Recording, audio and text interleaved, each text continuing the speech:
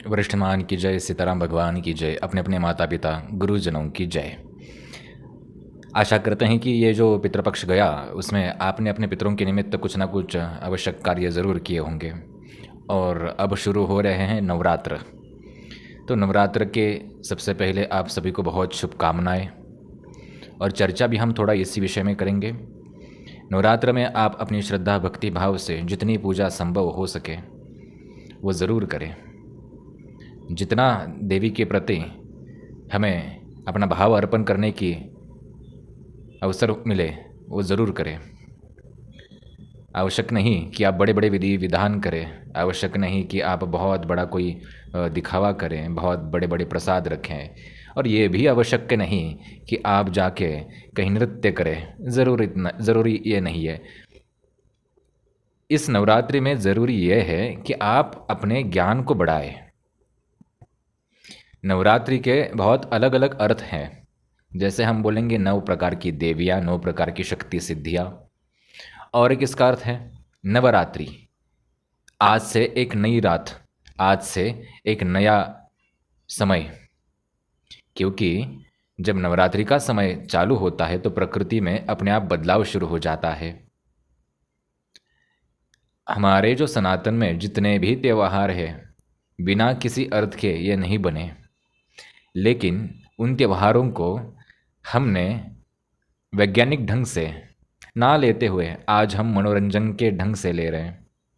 गणपति में हमने ये सब देखा, मनोरंजन और दिखावा के चक्कर में हम रहे, और अब ये नवरात्रि भी हमें वापस अवसर दे रही है कि हम किसी दिखावे आडंबर के चक्कर में ना रहे, बल्कि हम अपने ज्ञान को बढ़ाएं। एक नई रात शुरू हो रही है, परिवर्तन होगा प्रकृति में, अंत हो जाता है तमस का और सत्वगुण की वृद्धि होती है, त्योहारों की शुरुआत होती है। इसलिए नवरात्रि आपके जीवन में भी एक नया समय ला सकती है अगर आप इसे ढंग से समझेंगे तो। आवश्यकता नहीं कि कोई टोटका करना है, कोई बड़ा विधि विधान करना है, कोई चीज़ करनी है, कोई खर्चा करना है। नहीं, परिवर्तन आपको तब आएगा जब आप अपने मन से परिवर्तन शुरू करें। जब आप सबसे पहले अपने मन को ढालें। यहाँ पे हम बात नहीं करें कि कोई ये विधि विधान करें तो पैसे की बारिश होगी ना।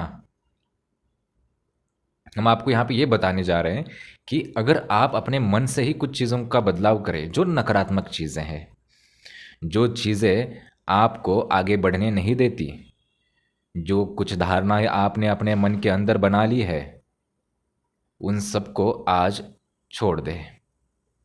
ये करें। अगर आपको उपवास करना है तो ऐसा उपवास करें। उप माने नज़दीक, वास माने रहना।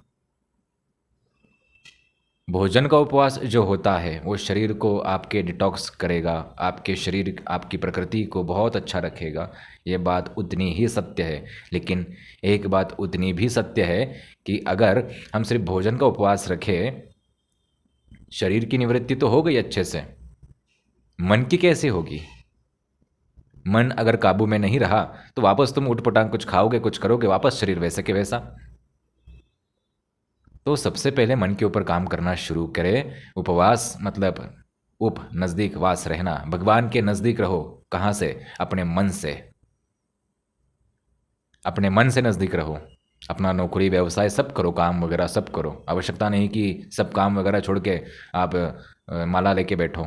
नहीं, समय मिले तो ज़रूर बैठे, समय ना मिले तो मन से करीब रहने की कोशिश करें और मन से उपवास करें कि कोई गलत अपशब्द हम नहीं बोलेंगे, कोई व्यसन हम नहीं करेंगे, किसी के लिए बुरा हम नहीं सोचेंगे।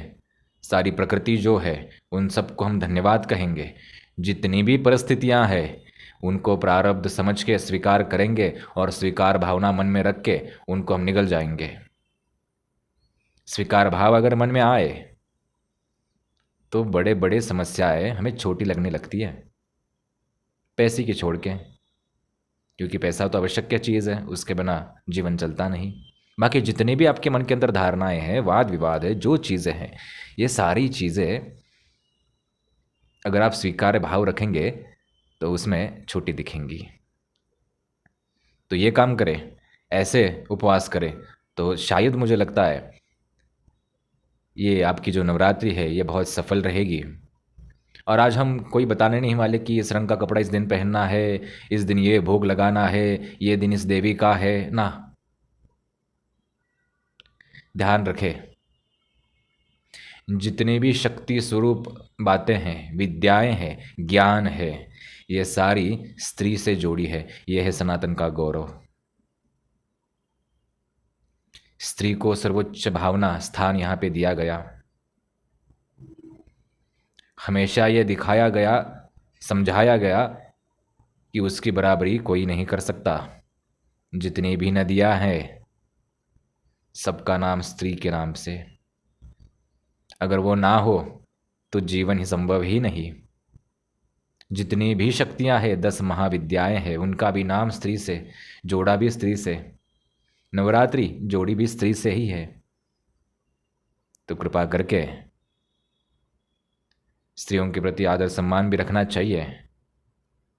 और स्त्रियों ने भी अपने जो दायित्व है, अपने जो कर्तव्य है, उनका भी पालन करना चाहिए। तो समाज में व्यवस्था बनने में मदद हो सकती है।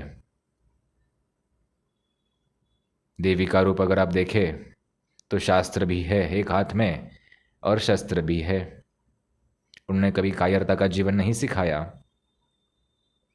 लेकिन आजकल हो क्या रहा है, हमें कुछ अनावश्यक चीज़ों में ढकेला जा रहा है। तुम्हें सुलाया जा रहा है कि तुम्हें ऐसा ऐसा दिन भर रटते रहो, ये करो, बस काफ़ी है, भगवान प्राप्त हो जाएंगे। देखिए, अगर हम इस भावना में रहे तो मेरा यकीन मानिए, जैसे पहले भारत गुलाम था, आगे 50 साल बाद गुलाम ही बनेगा। क्योंकि ना हमारे यहाँ पे कोई वैज्ञानिक पैदा होंगे, ना हमारे यहाँ पे कोई राष्ट्र की रक्षा करने वाला पैदा होगा। जैसे पहले लोग आके आक्रमण करके हमारे ऊपर राज्य करके चले गए, वापस आके वही कर सकते हैं। तो कृपया बेहोशी का जीवन ना जिए, जागरूक रहे और नवरात्रि को सफल बनाए। कोई विशेष मंत्र विधि विधान हम देने के लिए वीडियो नहीं बनाया, बस आपसे चर्चा वार्तालाप करने के लिए वीडियो बनाया। और जिनको भी वरिष्ठ हनुमान आना है वह हर रविवार 12 बजे वापस समय सुने। 12 बजे से 5-10 मिनट पहले आपको यहाँ पे आना अनिवार्य है। नए लोग हो, पुराने लोग हो, सभी को आते समय एक मुट्ठी लौंग लेके आना। यहाँ पे दैहिक दैविक भौतिक सारी समस्याओं का समाधान करने की कोशिश हनुमान जी के माध्यम से, राम के नाम के माध्यम से, हनुमान चालीसा बजरंग बाण के माध्यम से की जाती है। उनसे प्रार्थना की जाती है। कोई अंधविश्वास नहीं, कोई आडंबर नहीं, कोई दिखावा नहीं। और ऐसा कोई चाहता है तो उसे यहाँ पे ये कुछ नहीं मिलेगा।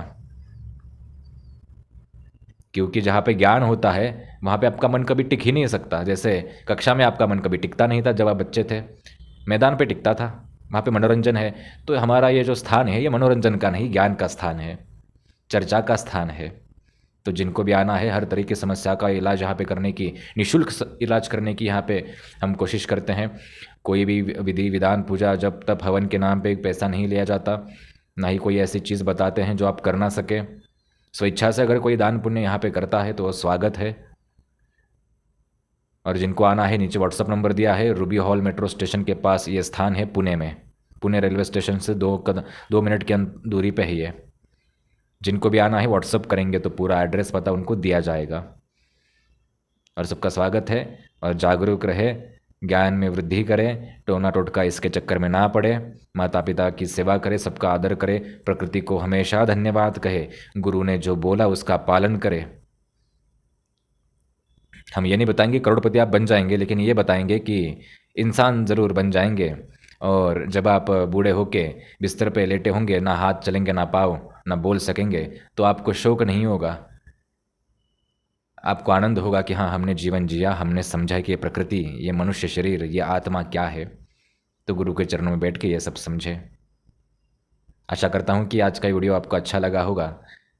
वरिष्ठ हनुमान की जय। राम।